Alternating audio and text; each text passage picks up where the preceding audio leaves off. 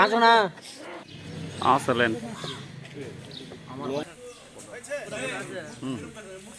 নান্দাইল দিঘি পূর্বপাড়া এই জায়গাটিতে একটি ডাকাতির ঘটনা ঘটে।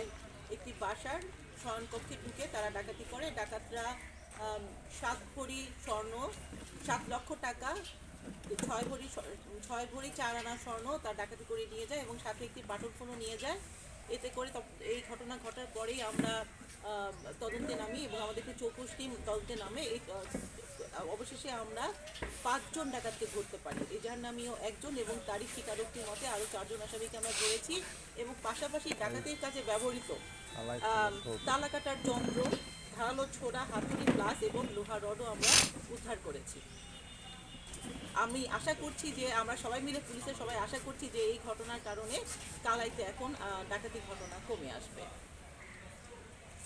আমি কি আবার বলবো? আমার মনে